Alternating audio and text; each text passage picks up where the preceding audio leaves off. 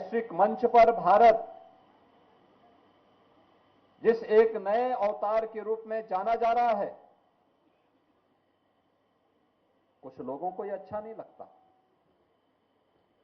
जहां पूरा देश आज गौरव की अनुभूति कर रहा है कि आजादी के अमृत महोत्सव के बाद अमृत काल में नई उपलब्धियों के साथ भारत दुनिया के अंदर जाना जा रहा है, तब इन उपलब्धियों को कहीं न कहीं कमजोर करने के लिए उनके द्वारा भारतीयता, भारत की सनातन परंपरा पर उंगली उठाने का प्रयास हो रहा है, विरासत को अपमानित करने का प्रयास हो रहा है, विरासत के प्रति समाज की दृष्टि को कमतर करने का कुत्सित प्रयास हो रहा है। लेकिन इनसे सब भूल गए कि जो सनातन नहीं मिटा था, रावण के अहंकार से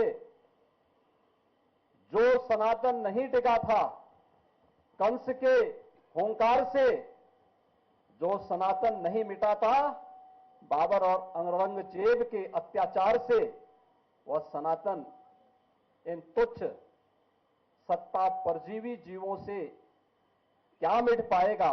आज इनको स्वयं अपने कृत्यों पर लज्जित होना चाहिए।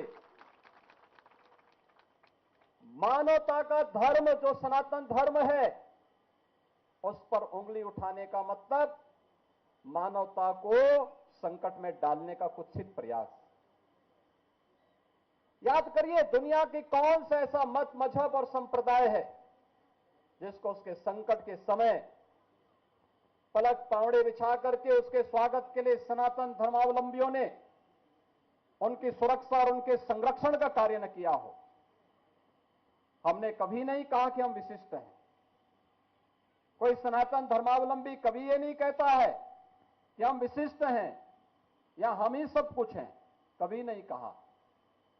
हमने तो कहा एकम सद विप्रा बहुधा वदंती, सत्य एक है और विद्वान लोग उसको अलग अलग, महापुरुष लोग उसको अलग अलग भावों से देखते हैं, अलग अलग रास्ते से इसका अनुकरण करते हैं। इस सब के बावजूद भी अगर जिसकी समझ में नहीं आता है, अपनी मूर्खतावश वह अगर सूर्य की तरफ थूकने का प्रयास कर रहा है, तो सूर्य पे उसका थूक नहीं पहुंचेगा, उसके सिर पे स्वयं गिरेगा और उसे, उसको और उसकी आने वाली पीढ़ी को स्वयं लज्जित होना पड़ेगा। हमें भारत की परंपरा पर गौरव की अनुभूति करनी चाहिए। दुनिया को मानवीय कल्याण के मार्ग पर चलने वाली, प्रेरणा देने वाले सनातन धर्म की परंपरा पर गौरव की अनुभूति करनी चाहिए। ये भारत की राष्ट्रीयता का प्रतीक है, भारत को एक नई प्रेरणा देने का माध्यम है, दुनिया के अंदर मानवता के कल्याण का मार्ग प्रशस्त करने वाला माध्यम बनता है। और यही कारण है कि आजादी के अमृत महोत्सव के उपरांत अमृत काल के प्रथम वर्ष में जब भारत दुनिया का G20 के देशों का प्रतिनिधित्व प्रधानमंत्री मोदी जी के नेतृत्व में कर रहा है, तो भारत ने G20 का थीम भी दिया वसुधैव कुटुंबकम का। याद करिए, दुनिया जिस शब्द के तात्विक बोध को समझने में हो सकता है कि कहीं कोई कमी रह गई हो, लेकिन भारत हजारों वर्षों से इस बात को मानता रहा है, उस बात को अंगीकार करता रहा है। और जब भारत को अपनी इन उपलब्धियों पर गौरव की अनुभूति होनी चाहिए, हर भारतवासी जब इन मुद्दों को लेकर के एकजुट होकर के भारत की 140 करोड़ की आबादी जब भारत के यशस्वी नेतृत्व में आगे बढ़कर के एक साथ कार्य करेगा, तो भारत को दुनिया की सबसे बड़ी ताकत के रूप में उभरने से कोई रोक नहीं सकता है। लेकिन जो लोग भारत की प्रगति और भारत की समृद्धि जिनको अच्छा नहीं लगता, वे लोग कुछ न कुछ व्यवधान पैदा करने का प्रयास करेंगे।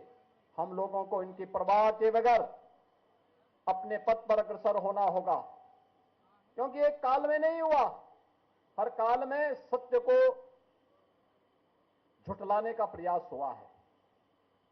क्या रावण ने झुठलाने का प्रयास नहीं किया था? क्या उससे पहले हिरण्यकश्यप ने ईश्वर की और सनातन धर्म की अवमानना करने का प्रयास नहीं किया था? क्या कंस ने ईश्वरीय सत्ता को चुनौती नहीं दी थी? और ईश्वरीय सत्ता को चुनौती देने वाले आज क्या कर रहे हैं, उनकी स्थिति क्या है? सब कुछ मिट गया, कुछ नहीं बचा है। लेकिन ईश्वर जैसे सत्य है, शाश्वत है, ऐसे सनातन धर्म भी सत्य है, शाश्वत है। हमें सत्य और शाश्वतता को सदैव अंगीकार करके सकारात्मक भाव के से आगे बढ़ना चाहिए।